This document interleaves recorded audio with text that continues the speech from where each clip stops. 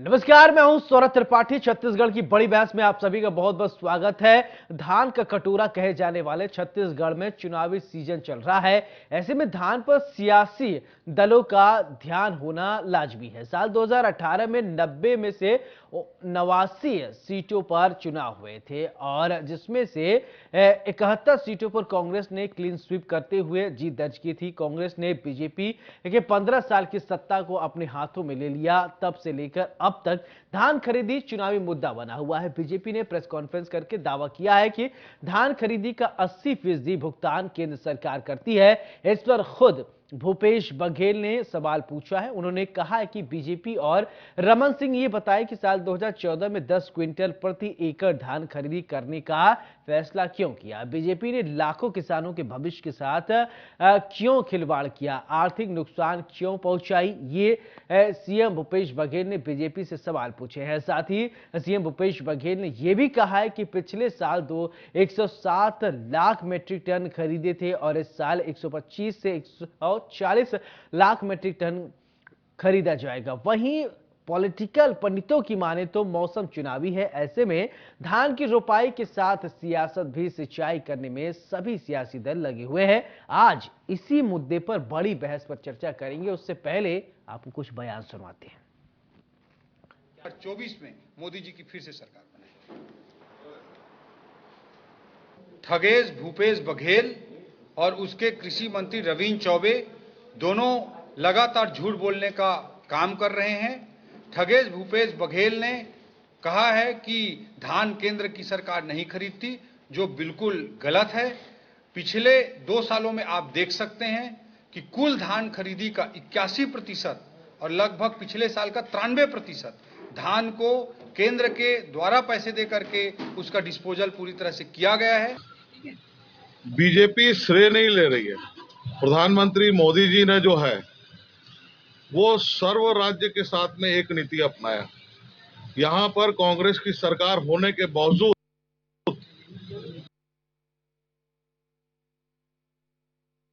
64 lakh metric ton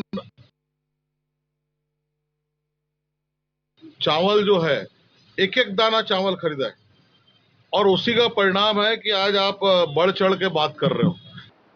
और 21-22 में 97.99 lakh metric ton में से 65 लाख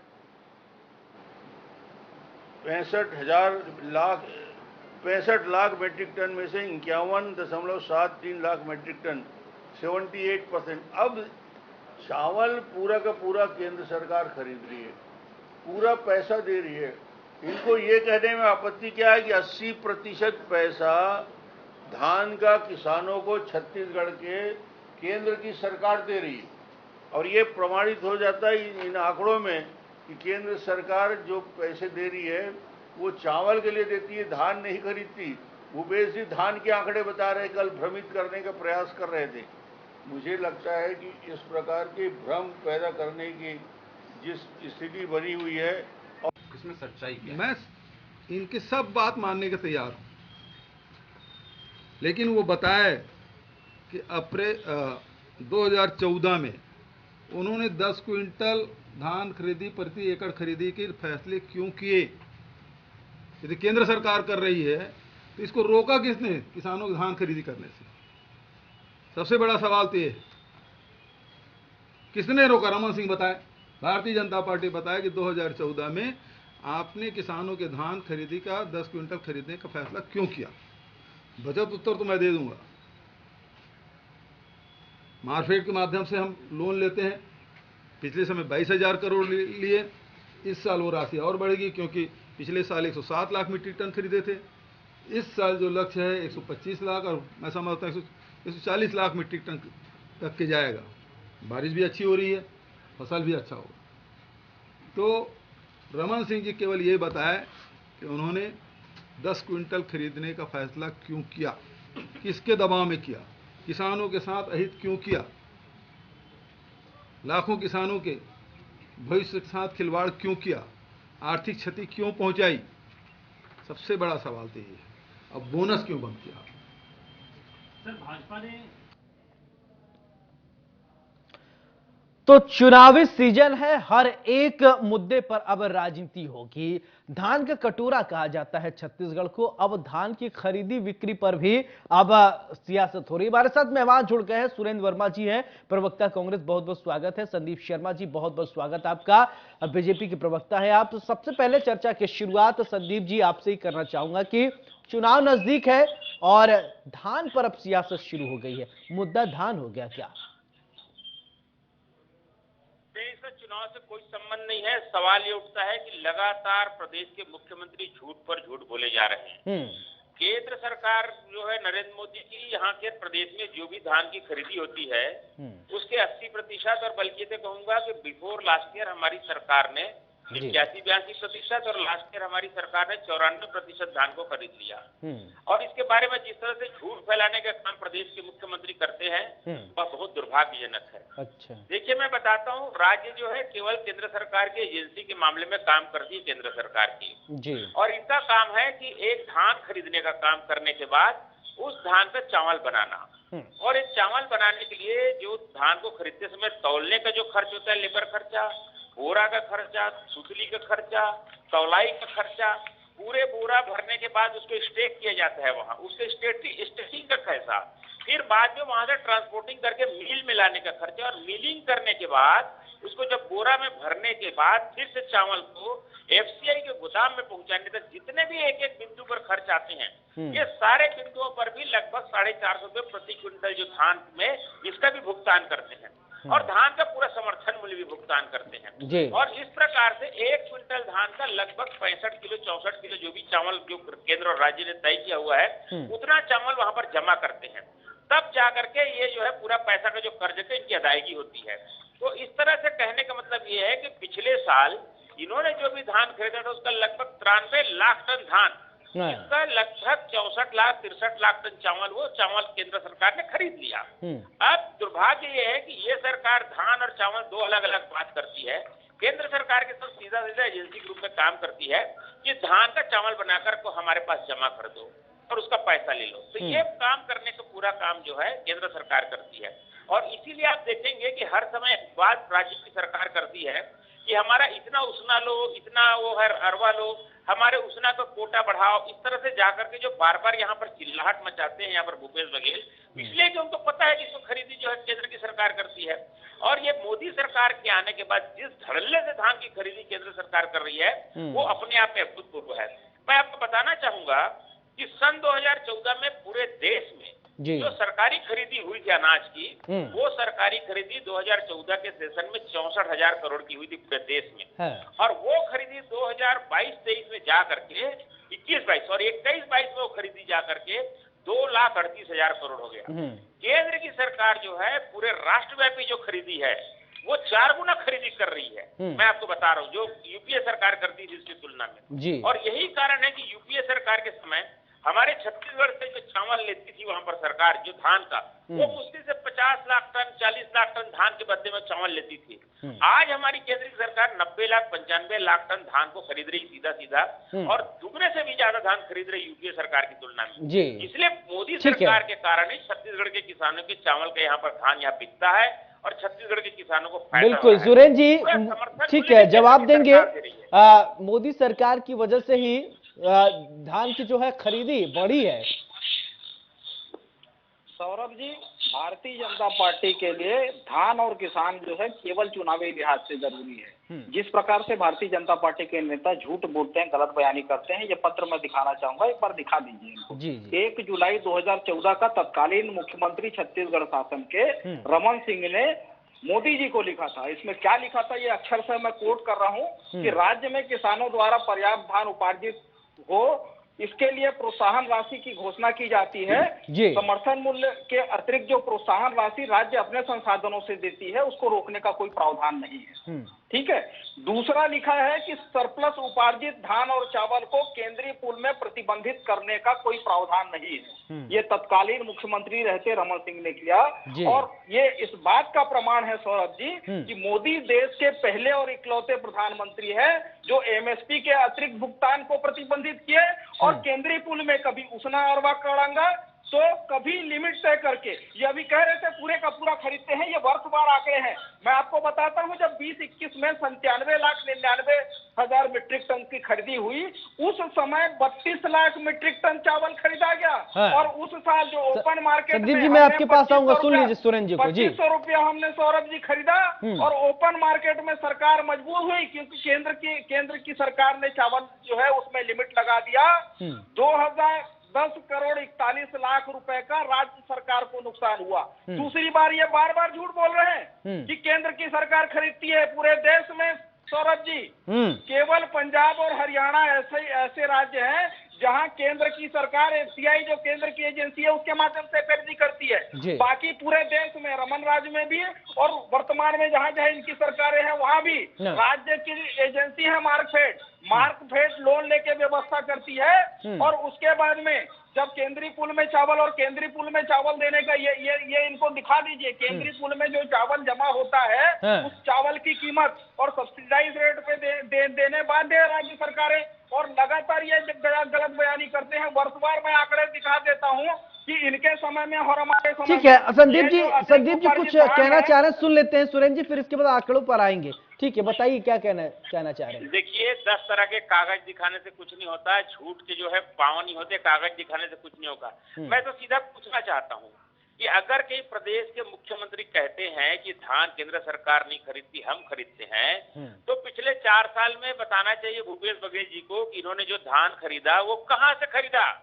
वो पैसा कैसे जमा हुआ, जो कर्जा लिया, वो कर्जा जो लिया तो कर्जा पटा कि नहीं, और यदि पट गया तो पैसा कैसे जमा हुआ। दूसरी बात, जितना धान इन्होंने खरीदा, क्या वो धान कहीं पर इनके पास गोदाम में रखा है? नहीं रखा है। यदि उनको इन्होंने बेचा है तो किस दुकान में ले जाके बेचा, किस व्यापारी को बेचा, इसके बारे में इनको बताना चाहिए। और एक एक दाना कहाँ बेचा उसका श्वेत पत्र जारी करे तो पता चलेगा कि कितने गहरे पानी में है। झूठ बोल करके इस तरह से कागज कुछ भी ऐसे लोग दिखा देंगे, उससे काम चलने वाला नहीं है। प्रदेश की जनता जान रही है कि वास्तविकता क्या है। अभी जो बार बार बोल रहे हैं ना, ये क्या बोलते हैं, रमन सिंह जी ने 10 क्विंटल, मैं आपको बताता हूं कि जब इनके प्रधानमंत्री थे मनमोहन सिंह, उस समय राज्य से सदैव धान खरीदी में आनाकानी करते थे। हमारे उसना चावल को लेने में बहुत नाटक करते थे। बार बार जाकर के बोलने के बाद भी वो खरीदी में बहुत तमाशा करते थे। और अनेक बार छत्तीसगढ़ प्रदेश से जितने चावल लेने का कोटा तय होता था, उस कोटा को भी घटाने का काम इन्होंने बार बार किया। इतना परेशान करने के बावजूद भी तब हमारी सरकार ने लगातार किसानों का धान खरीदने का काम किया। ये क्या बात करेंगे, जितना सिस्टम बनाने का काम हमने किया है। और मैं नहीं, आप तो केंद्रीय बजट जो आता है, केंद्रीय जो आंकड़े हैं, वो सारी चीजें कृषि मंत्रालय के वेबसाइट पे है। आपको पता चल जाएगा कि समर्थन मूल्य में कितना अनाज खरीदती थी इनकी सरकार यूपीए की, और समर्थन मूल्य में नरेंद्र मोदी की सरकार आज कितना अनाज खरीद रही है, उसमें कितना बड़ा अंतर है, कितना बड़ा गैप हो गया है। ये आज देखिए। ठीक है, आपकी बात आ गई। सुरेंद्र जी क्या कह रहे हैं? ठीक है सुरेंद्र जी, ठीक है संदीप जी, सुरेंद्र जी कुछ कहना चाह रहे हैं। आपने जो आरोप लगाया उसका जवाब ले लीजिए। जी, आपने जो आरोप लगाया उसका जवाब लीजिए। सुरेंद्र जी बोलिए।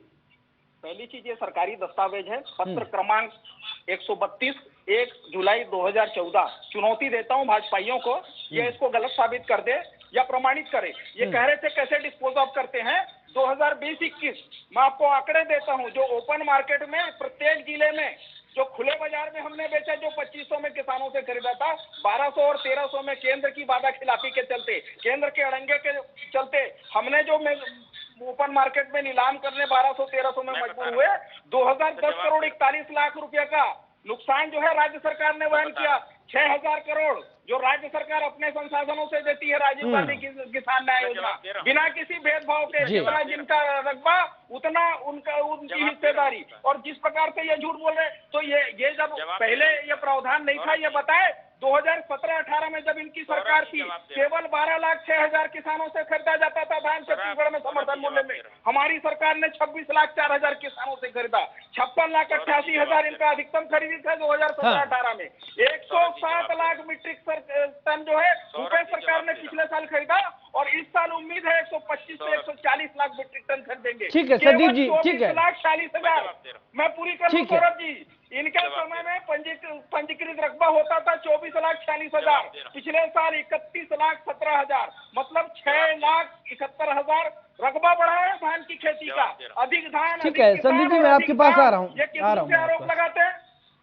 आप जवाब दे रहा हूँ। ठीक है, जवाब दीजिए संदीप जी। देखिए ये जो ये बात बार बार कह रहे हैं ना कि हमारी सरकार और हम ज्यादा यहाँ पर धान लेते थे और हमने जो है ओपन मार्केट में ले जाकर के धान बेचा, ये ओपन मार्केट में जो धान किसानों के खरीदे थे ये अपने आलस्य के कारण उस धान को ढक के नहीं रख सके। मेरी बात तो पूरी छत्तीसगढ़ की जनता सुन रही है और उसमें काफी धान में ऊपर में खराबी आ गई। खराबी आने के बाद उस धान का चावल जो है ठीक से नहीं बनना लगा, उसका जो है अरवा चावल नहीं बनना, उसको बनाना पड़ा। इनका एग्रीमेंट वहां पर अरवा चावल का हुआ था। जब केंद्र सरकार से इस बात पर विवाद हुआ कि हम जो एग्रीमेंट हुआ है आपसे अरवा का, हम अरवा लेंगे उतना नहीं लेंगे, वो जो चावल इनके आलस्य के कारण जो सोसाइटियों में रखा हुआ चावल था उस सोसाइटियों को इन्होंने अपने शराब मित्रों को बेचा और जो धान वास्तव में बहुत महंगे धान थे उन धानों को इन्होंने 2224 रुपए 25 रुपए में खरीदने की बात करके उसको 1200 रुपए में बेच करके छत्तीसगढ़ प्रदेश की सरकार के खजाने को 5,000 करोड़ रुपए का नुकसान पहुंचाया। और ये जो पैसा इन्होंने दूसरे दरवाजे से कमाया, ये एक भयंकर बड़ा भ्रष्टाचार 5,000 करोड़ का इन्होंने छत्तीसगढ़ के किसानों के साथ और छत्तीसगढ़ की जनता के साथ किया है। आज ये दुनिया भर की बात करते हैं।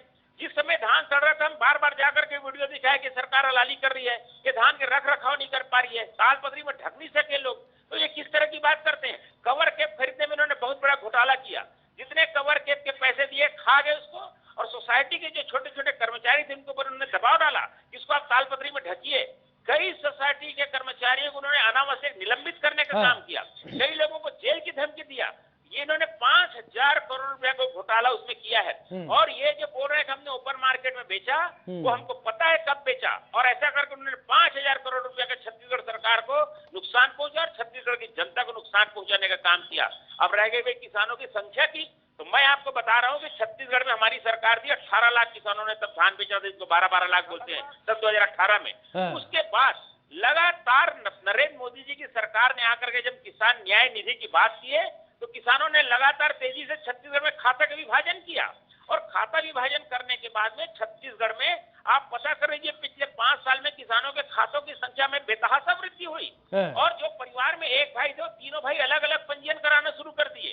धान थोड़ा मोड़ा बढ़ा, लेकिन पंजीयन कितना, ठीक है सुरेंद्र जी, ठीक है सुरेंद्र जी, संख्या बढ़ने लग गई। तो इसलिए किसानों की संख्या बढ़ी है कि लोगों ने खाता छोड़वाए, अलग अलग खाता विभाजन हुआ। ये तरह तरह की बात मत करें, क्योंकि संदीप जी कह रहे हैं कि रमन सिंह की जब सरकार थी तो अच्छा काम किया था, आपके सरकार ने अच्छा काम नहीं किया है। सौरभ जी 15 साल केवल किसानों को ठगने का काम किया, चुनावी साल को छोड़ के कभी बोनस दिए हो तो बताएं। 2013 में इनका वादा था 2100 समर्थन मूल्य और 300 बोनस, 2400 का खरीदे कितना, 1360 में 940 रुपया प्रति कुंटल किसानों के जेब पे डकैती डालने वाले किस मुंह से बात करते हैं। 12,06,264 किसानों से ये खरीदे थे, 26,04,000 दुगने से ज्यादा ये खाते का बटांकन की बात करते हैं। ये बताएं भाजपा शासित राज्यों में आज भी सौरभ जी, यूपी में मध्य प्रदेश में 1200 रुपए में बेचने मजबूर है, 2,040 रुपए समर्थन मूल्य है। छत्तीसगढ़ के किसानों ने पिछले खरीफ सीजन में 2640 और 2660 केवल छत्तीसगढ़ के किसानों को मिला है, दुनिया में दूसरा उदाहरण नहीं है। ये झूठ बोलने में भाजपाई जो है इतिहास रच रहे हैं। हमारी सरकार आते ही चबूतरों का निर्माण हुआ, संग्रहण केंद्र में धान का जो बराबाद करके ये शराब कंपनियों को बेचते थे, इनके पाप याद आ रहे हैं। हर साल 600-800 करोड़ 6,000 करोड़ तक ये नुकसान दिखाते रहे। हमारी सरकार में वो नुकसानी नहीं हुई है। तत्काल ट्रांसपोर्ट करके चावल बनाया जा रहा है। जो धान जो बचा था 20-21 की जब मैं बात कर रहा हूँ 2010 करोड़ का, वो इनके लिमिट तय करने से हमने खरीदी की और वो खरीदा नहीं गया इनके द्वारा। ये तो लगातार आपको याद होगा जब किसान आंदोलन ठीक है संदीप जी जवाब दीजिए। ठीक है ओके, जो आपने बात कही उसका जवाब ले लीजिए। ठीक है संदीप जी, ठीक है सुरेंद्र जी सुनिए। 2018 में धान का समर्थन मूल्य जितना था उसके तुलना में आज धान के समर्थन मूल्य में 400 रुपए की बढ़ोतरी हुई। इसके तुलना में इनको आज धान का जो कीमत देना चाहिए, समर्थन मूल्य में जो बढ़ोतरी केंद्र की नरेंद्र सरकार ने किया, उस बढ़ोतरी के पैसे को भी इन्होंने अपने वादा के अनुसार उस पैसे में कटौती करके पैसा देने का काम किया। तो इस तरह इन्होंने किसानों से जो डिफरेंस के अमाउंट की बात सन 2018 में की थी, उसके तुलना में आधा भी पैसा दिया नहीं। अब इसके बाद बताता हूँ प्रदेश के किसान जो है इनके द्वारा खाद की कालाबाजारी और जो नकली कंपोस्ट बेचने के नाम से किसानों को षड्यंत्र करके फंसाया, उसके चक्कर में छत्तीसगढ़ प्रदेश के लाखों किसान के हजारों करोड़ रुपए लूटने का काम इस कांग्रेस सरकार ने किया है। आज भी मैं आपको बता रहा हूँ, हाँ। जो बीज है हमारा महामाया का बीज, आज बीज के लिए किसान भटक गए। अभी से ही मैं आज पढ़ रहा था पेपर में, जितने हमारे पखांजूर इलाके में नकली खाद पकड़ा रहे हैं, ये सरकार घूम करके तमाशा देख रही है। नकली खाद बेचने वाले को पीठ में हाथ रख करके कालाबाजारी करके पैसा कमाने का घोरक धंधा कर रहे हैं। पूरे प्रदेश में आप देखेंगे आज खाद की कालाबाजारी पर फिर से हावी हुई है। पिछले 5 साल में खाद की कालाबाजारी, नकली कंपोस्ट खाद बेचने का काम, नकली बीज, ये सब करने के कारण किसानों के जेब से इन्होंने हजारों करोड़ रुपए लूटने का काम किया है। और इस साल एक नए तमाशे इन्होंने किया है। फसल बीमा की जितनी योजना केंद्र सरकार ने लागू की, कल तक उसकी अधिसूचना इन्होंने जारी नहीं की है। और आने वाले समय में जब किसानों की फसल बर्बाद होगी और उसका मुआवजा नहीं मिलेगा या उनको बीमा के पैसा नहीं लिखेगा, तो ये फिर एक बार केंद्र की नरेंद्र मोदी सरकार को दोष देने के लिए घूमते फिरते नजर आएंगे। केवल आरोप लगाना, झूठ बोलना भूपेश बघेल की झूठे सरकार का काम है। ठीक है। इससे ज्यादा इस सरकार का काम कुछ नहीं है, सुबह शाम केवल झूठ बोलना। ठीक है सुरेंद्र जी, ये जो खादों की कालाबाजारी का आरोप लगा रहे हैं संदीप जी, उसका उसके बारे में जानकारी देंगे क्या? सौरभ जी एक लाइन, सौरभ जी इसका झूठ बंद हो जाए तो मैं बात करूं। ठीक है, एक लाइन बोल लीजिए। ठीक है संदीप जी, बोल लीजिए एक लाइन सुन लीजिए। हाँ जी। पेपरों में बड़े बड़े विज्ञापन छापते हैं कि हम जो है किसानों के खाते में 1,60,000 करोड़ रुपए डाल दिए। मैं पूछना चाहता हूं कि पिछले 4 साल में राज्य सरकार की टोटल इनकम कितनी हुई, ये तो बता दें। इस तरह से सरासर झूठ बोलने के पहले। ठीक है, एक लाइन होगी, एक लाइन से ज्यादा आपने बोल लिया। ठीक है सुरेंद्र जी, ये आपका फाइनल कमेंट है, बताइए। जो भी आप बोलेंगे वो फाइनल कमेंट है। इस साल का ये बजट देख ले, 1.25 लाख करोड़ का बजट है और किसान जो है पहली प्राथमिकता है भूपेश सरकार का। 15 साल रमन राज्य में नकली खाद, नकली दवा, नकली बीज को संरक्षण देते रहे, लगातार वादा खिलाफी करते रहे, किसानों को बोनस के नाम पर ठगा। रोज 4 किसान रमन राज्य में आत्महत्या करने मजबूर थे। 15,000 से 15,000 से ज्यादा किसान इनके राज्य में आत्महत्या किए। पिछले साल खरीफ सीजन में 2640 केवल छत्तीसगढ़ के किसान हैं जिनको मिला है। देश में दूसरा उदाहरण है तो बता दें, इस साल आने वाले खरीफ सीजन में 2803 रुपए मिलेगा। ये लगातार 15 साल ये वादा खिलाफी करते रहे। यूपीए के दौरान जो एमएसपी में वृद्धि हुई, 2004-05 में 560 रुपया था, जो 13-14 तक चले ठीक है हुआ। जो कुल वृद्धि है 138%, मोदी सरकार ने केवल 68%। ये लगातार कोई अवसर नहीं छोड़े किसानों को ठगने का। T2 फार्मूले पर 50%। चलो ठीक है, ये तो किसान भी समझ रहे हैं कि किसने क्या किया है। सुरेंद्र वर्मा जी बहुत बहुत शुक्रिया आपका, संदीप जी आपका भी बहुत बहुत शुक्रिया। अब ऐसे में बड़ी बहस में आज हमने जाना कि आखिरकार छत्तीसगढ़ में अब सियासत किसानों के इर्द गिर्द घूम रहा है। अब कहा जाता है कि छत्तीसगढ़ को कि ये धान का कटोरा, छत्तीसगढ़ में बहुत ज्यादा प्रोडक्शन होता है, लेकिन क्या बीजेपी ने किसानों के लिए अच्छा काम किया है? क्या कांग्रेस अच्छा काम कर रही है? ये किसान सब जानते हैं। बड़ी बहस में मेरे साथ फैला लेते हैं। नमस्कार।